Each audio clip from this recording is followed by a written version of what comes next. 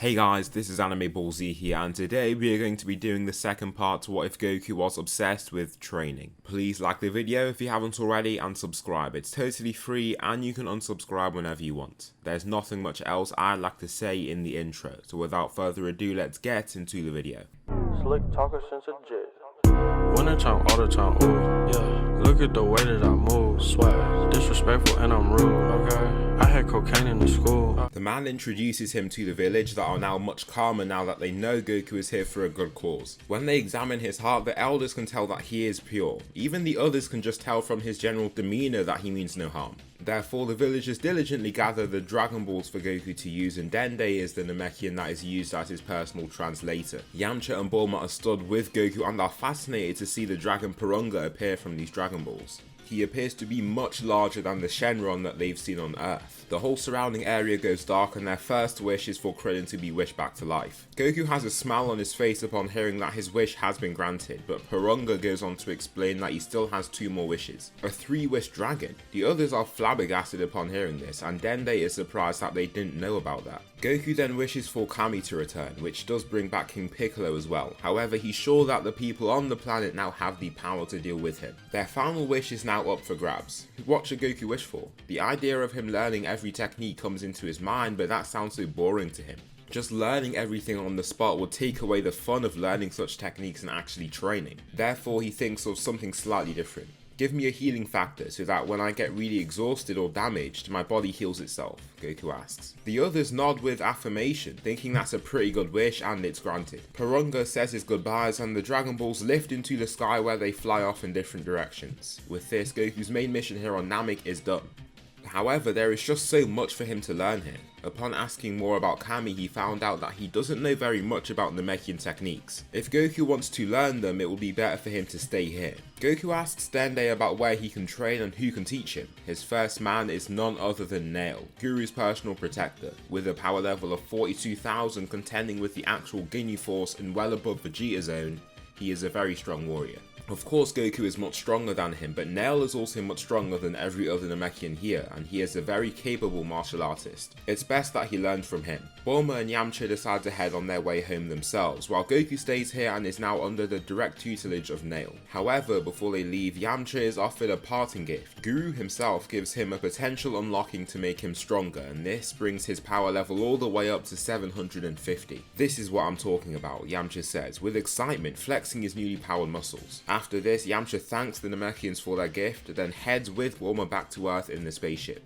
At this same point, Goku is to begin his training with Nail. Nail gears him up by showing him some of the easier techniques that Namekians can use that aren't exclusive to Namekians. The first technique is telepathy. Now, Goku didn't even know something like this was possible, but it's very cool. Even though it's not exactly related to battle, he wants to learn it as he believes it would be quite useful to know. Communicating with someone without anybody else knowing about that can surely be useful in different situations. Much to Nail's surprise, by the end of the first day of his training, he can already talk using telepathy. Now, it is hard for him to do so, and sometimes the way he transmits his thoughts is a little muddled, but he's already exceeded Nail's expectations. Additionally, there's ki sensing. Now, Goku can already do this form when he was taught by Mr. Popo, but Nail works to make this even more accurate. Not only is he working to sense it, he's also learning to gauge it and of course control his own signature. During this time, Kami has been revived and Mr. Popo has tears of joy from seeing that he has been revived. Goku really did it. However, shortly after they realise that this means someone else has been revived, King Piccolo. The man lifts from the forest that Goku had killed him in and looks around to see the place is quite different. The trail from Goku's Kamehameha wave has been completely etched into the ground, with little vegetation managing to grow through the cracks in this trail. What happened? Why am I here right now? He wonders. He then brings himself back to what happened. Ah yes, that boy. He remembers seeing that blue blast head his way, but then nothing happened after. He killed him. That boy. No, that can't be right. He was strong, yes, but there's no way that kid single-handedly defeated him and all of his children. No, he won't stand for it. King Piccolo is quite enraged upon thinking back to this and sends off several new offspring to different areas of the planet to wreak pure havoc. Now, this terror alerts the Z fighters to what's going on. They have to stop this. Krillin arrives in a city where Drum is. The Namekian demon looks a lot larger and more physically imposing than Krillin, but the human doesn't care. He isn't going to let that get to him. No, he knows that he has the power to stop this thing. Leaping forward, Drum and Krillin collide, but somehow Drum is knocked straight back like he's been hit by a cannonball out of a cannon. Krillin doesn't stop his advance and throws a number of punches, with each one causing grave damage. In the end, he is left knocked out on a building, and Krillin moves on to try and take down the other offspring. The others can deal with the other offspring, and they are all brought to King Piccolo, who stands before Tien, Chaozu and Krillin.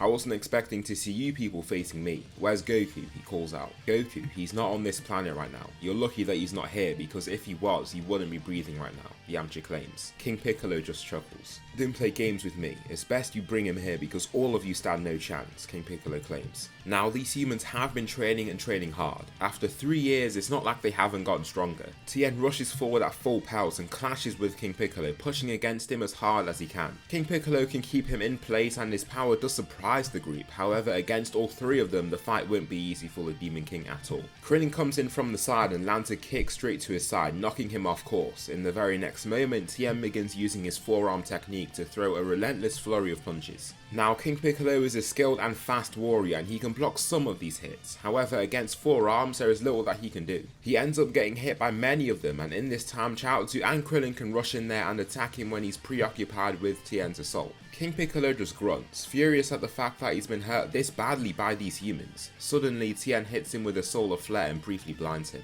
Get him, Tien shouts, as all 3 of them speed forward while shouting to deliver the final assault. King Piccolo can't even see it coming, so they can throw whatever they want, knowing that the hit will land. After this massive assault, King Piccolo is left on one knee, beaten and bruised. As he looks up again, he can see all 3 of them charging an energy wave. He just doesn't get a break.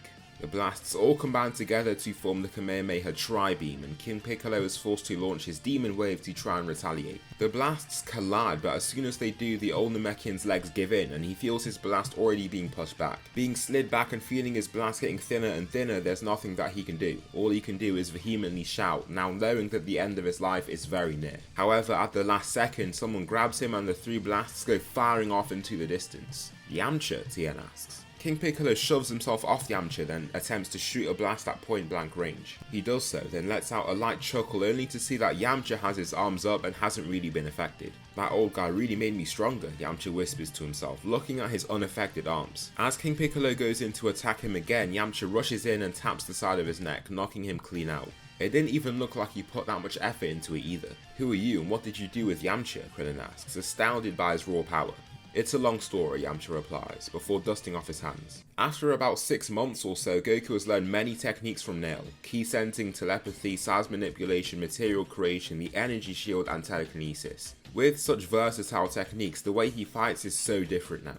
After this training period, his power level has increased to 200,000. This is primarily due to the power boost he has received from Guru. He wasn't really training to increase power level, but to just become a more versatile fighter. After this point, he heads on his way home, and they gift him a faster Namekian spaceship than the one Kami used to get back. It only takes him 10 days to get back to Earth, which is enough time so that he arrives the day before the World Martial Arts Tournament. He heads to the lookout to just talk to Mr. Popo and Kami for the first time ever. Mr. Popo tells Kami great things about the boy, and he can tell that he's trained hard just from how he looks. He looked muscular in the canon, but here he's something else. His body fat is extremely low, and his body looks like it was chiseled by an artist of the Renaissance. There's the World Tournament, isn't there? Goku asks, with his orange gi and the Kami symbol on his back. There is. Are you looking to participate? Mr. Popo asks. Of course. It's been great training up here, Goku says, before saluting to Mr. Popo. No problem. You're welcome whenever, Goku, he replies. Goku chooses to just leap straight off the lookout and opens his arms wide as he just ascends through the skies. It's great to be off this lookout looking at what the world has to offer. He slows himself down, flipping a few times to come to a stop before he blasts off and creates a loud sonic boom from his flight. As he flies, he just starts to think. This bright world is great, but why does he find training so much better? Anyway, he meets his friends once again and he looks like a total outcast. Not only does he look physically older than those that are his age mates calendar wise, but he has an insane physique. The tournament is soon underway and Goku looks a little bummed out to see how much weaker everyone else is than him. With a power level so unbelievably high, he finds this extremely boring. During this time, Goku takes the chance to try and work on his special techniques. Whilst he was in the hyperbolic time chamber, he wasn't just getting stronger but mastering everything in his arsenal. His mastery over the Kamehameha is so great that he can shoot 5 individual Kamehameha waves, one from each of his fingers. They look quite weak and akin to laser blasts, but when they hit something, they cause a lot more damage than expected. The final is Goku against not Piccolo Jr. but Yamcha instead. The two turtle hermit fighters have come together to test their skills, and Yamcha isn't going to go down without a fight. Goku has been off training, but so has Yamcha. He's been working on his Wolfang Fist along with improving his martial arts skills to make himself a stronger, more adept fighter. Yamcha's power level is now at 900 after this time, making him the strongest human on Earth by a long shot. Goku and Yamcha push their way through the whole tournament where they meet each other in the final. "Alright Goku, I've been training hard for this moment, you best not take this fight too lightly," Yamcha claims, making his own fighting stance. "Of course," Goku replies. The two warriors wait in silence before the fight can commence, and then they're given the green light. Yamcha rushes forward, guns blazing. To those watching, it's like he's a total blur. Landing a punch on Goku's forearm, it carries a heavy impact and actually sends Goku sliding back. Yamcha can tell he's done something right here, and a smile appears on his face. Making Goku fall back by that amount fills him with confidence, and he continues in this aggressive manner. Goku can block or evade some of the attacks, but the majority of them break through his guard and truly hurt him. Yamcha thrusts forward his fist, aiming for Goku's head. This came straight after a kick to the abdomen, and Goku's hands are too low down to block this. Yamcha's fist crashes into his face, jerking his head back. Goku just performs a backflip so that he doesn't fully fall before wiping a slightly bleeding nose. "Come on, fighting so defensively like that will get you nowhere," Yamcha shouts. The fight is almost boring to him now. He hadn't been training for years on end for this fight to end up like this. Even after Goku stayed on Namek to train there, this is how strong he is upon coming back.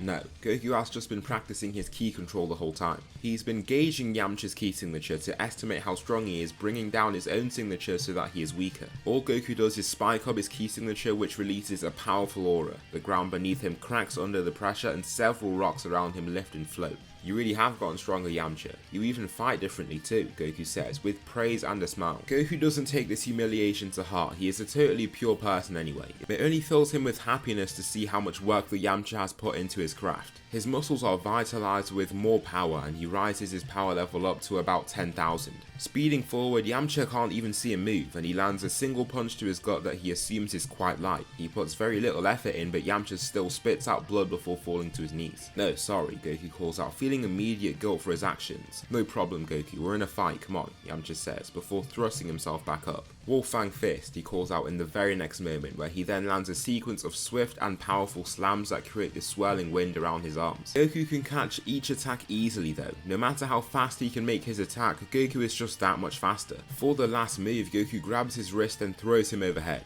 Yamcha can see that based on his trajectory, he will fall out the ring and lose. There aren't many options. Thinking on his feet, he launches a Kamehameha straight at the ground, keeping himself in the bounds of the ring and thrusting him straight onto the gridded arena again. "Well, you had me nervous that I'd lose there," Yamcha says, before getting back up. He grits his teeth as the pain from the hit to his gut is still there. However, he steals through it and continues, as the warrior should. The next move in his arsenal is the Spirit Ball. He hurls the golden ball toward Goku and it seems to just phase straight through him. Toward Goku's right is now another image of him, and then several images appear across the ring after this happens. Yamcha just lifts the blast, intending to hurl it down and blow up the whole area. However, there is a translucent energy shield that encases all of these images of Goku, so the blast detonates around it. Goku is left unscathed, and the shield then fades along with these after images. Just what is even happening? There's too many techniques that he uses that he just hasn't seen and therefore hasn't prepared for. In the very next moment, Goku lifts him off his feet and then pushes him to the edge of the ring. Now, Goku's telekinesis isn't as strong as he is. He can't just move objects with the same force as his body can,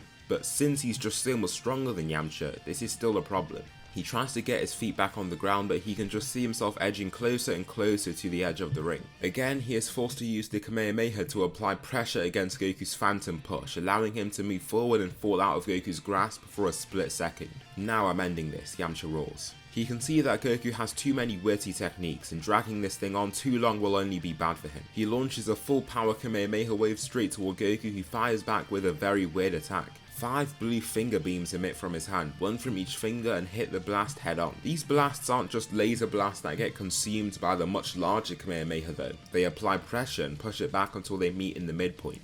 Finger Kamehameha waves. The precision and ki control that one would need to do this is phenomenal. Krillin and Master Roshi watch on from the sidelines, dumbfounded by Goku's control. Eventually, Yamcha can feel his blast being pushed back and even himself as well. A few seconds later, he is thrown out the ring and the fight is over. Goku is crowned the winner for the 3rd year in a row. Yamcha looks bummed out that even after getting that potential unlock, he wasn't able to take down Goku and win.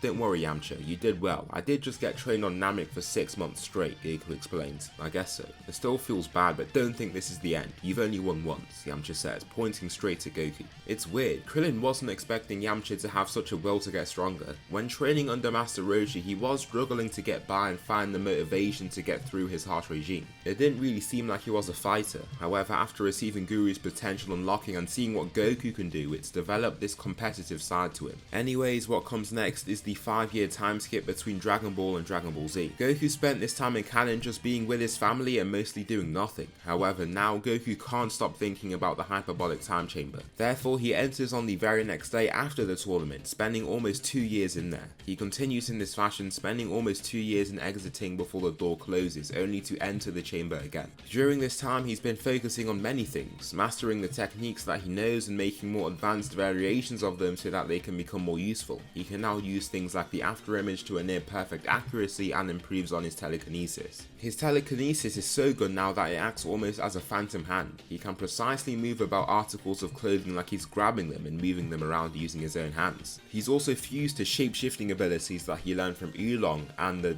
gigantification ability he learned from Nail to be able to change the sizes and shapes of specific parts of his body. Soon after, Gohan is born, Goku's son. To try and be with him more, he spends quite a lot of time outside the chamber, or he doesn't train much outside the chamber. However, when he's on the lookout and training, that is when he puts those things behind him and properly gets working. In these 5 years, Goku continues to go in and out of the chamber, and trains in there like he did to fight Cell in canon. He's training like his life depends on it, simply because he loves it so much. With his young, growing son Gohan now in his life, what more could he ask for? 5 years pass and Raditz arrives on Earth. As soon as he lands, actually as soon as his ship enters the atmosphere, Goku is alerted.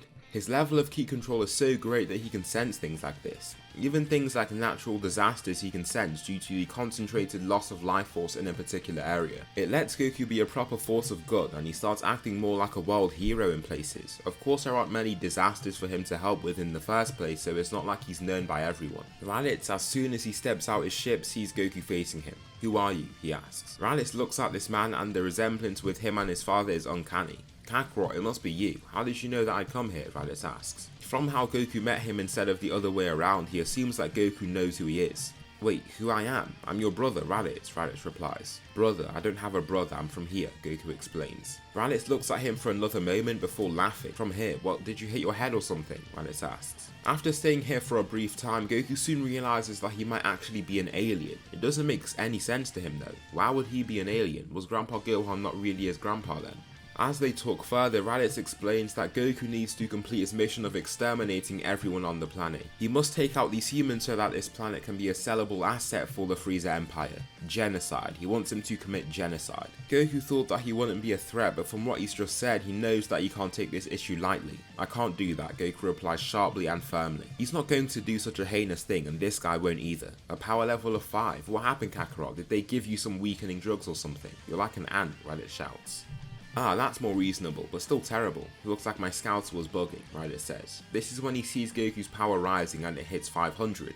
Raditz can still feel superior until it hits about 1000. Now he has a little bit of respect for Goku. Getting to a 1000 power level is quite impressive, but there is still a considerable gap between them. 1000, that's more like it. In a flash, Goku's power level shoots up to 10,000. Raditz just takes off his scouter before throwing it on the ground. "Why is that thing so bugged? They always give me the terrible ones," Raditz thinks, before looking back to Goku. "If you don't comply, I'm going to force you to cooperate," Raditz claims. "Alright then, if that's how you want it to be," Raditz shouts, flying straight to Goku. Throwing a punch as he leaps forward, Goku just steps to the side to see his punch fly past him. Raditz front flips so that he doesn't go flying forward too far, then whips back around to try and hit Goku. However, he becomes an after image and the real Goku jumps up and away. "Ah, so annoying," Raditz roars, before launching an energy blast up at him. All this blast does is hit a protective shield and doesn't get anywhere near Goku himself. What?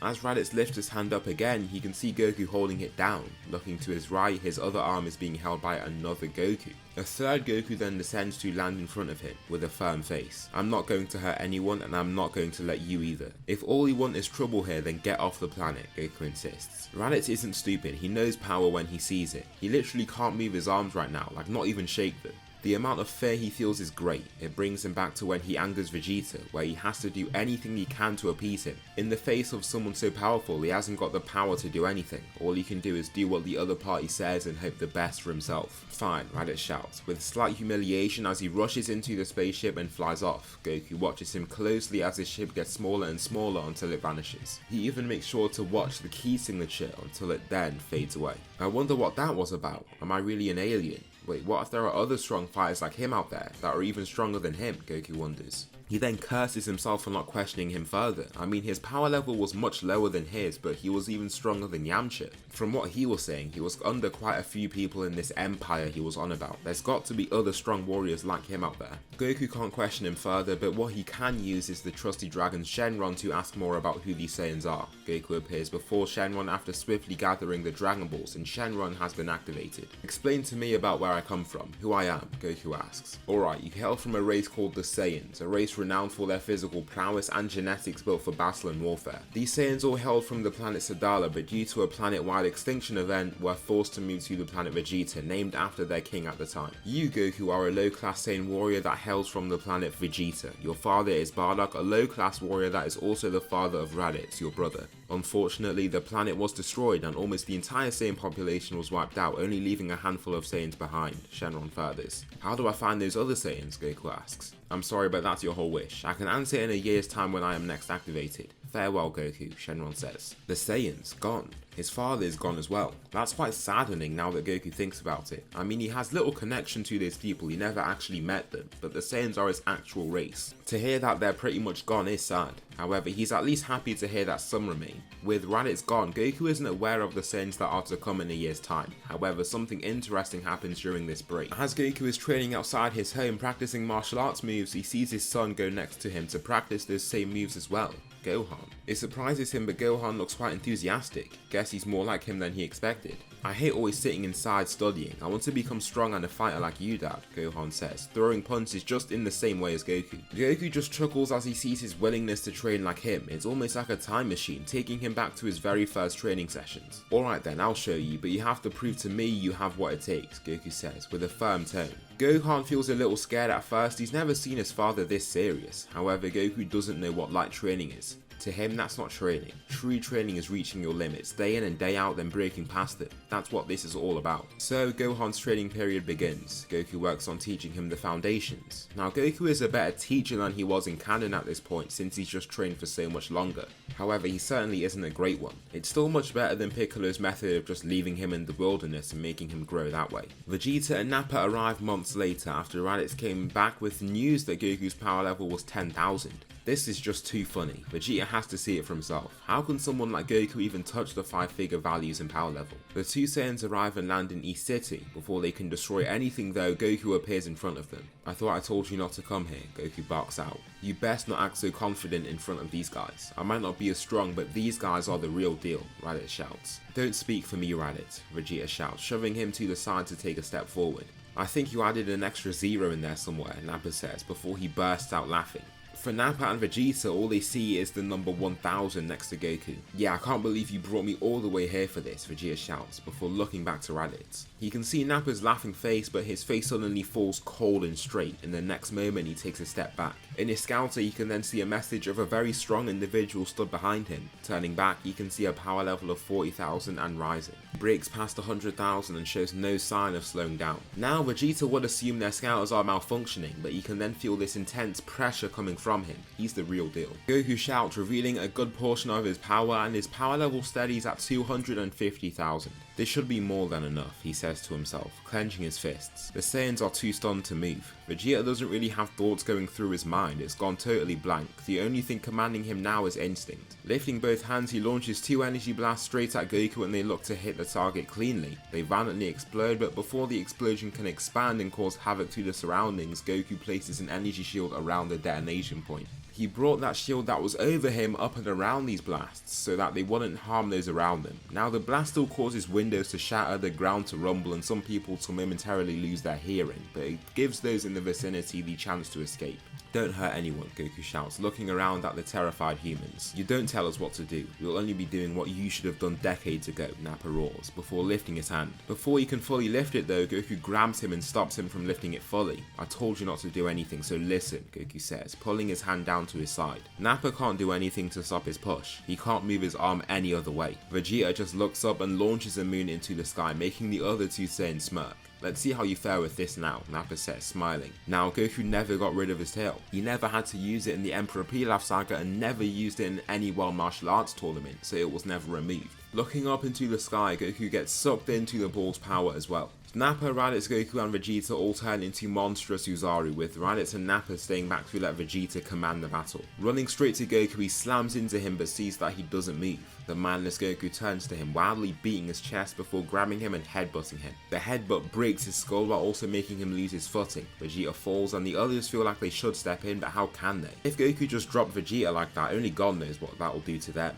Goku then throws down strike after strike as Vegeta is still down on the ground. He just continues firing off these attacks with remorselessness and fury. Seconds later, Vegeta doesn't seem to be moving. Once he sees that he is no longer moving, Goku continues pounding his chest, then turns to the other Uzaru that are stood behind him. Opening his mouth wide, he launches a large red blast straight at them. This blast slams straight into these two Uzaru before they have the chance to retaliate and ends up violently detonating. Nothing is left of the two Uzaru. The fake moon overhead continues to fuel Goku's body and keep him in the beast-like rageful state that he's in. It's like he's totally lost his sanity. He continues beating his chest with vigor and slamming down on the city's remains. He can just run and kick down skyscrapers, grabbing the tall structures to chuck them around. This alerts almost all of the fighters on the planet, where they come together a distance from Goku to watch this happen. What is going on here? Krillin asks. I have no clue, but we have to find a way to stop that thing, Yamcha states, standing at the front of the group. After training for the last 6 years since the 2013 Kaiichi Budokai, his power level has risen to 2000.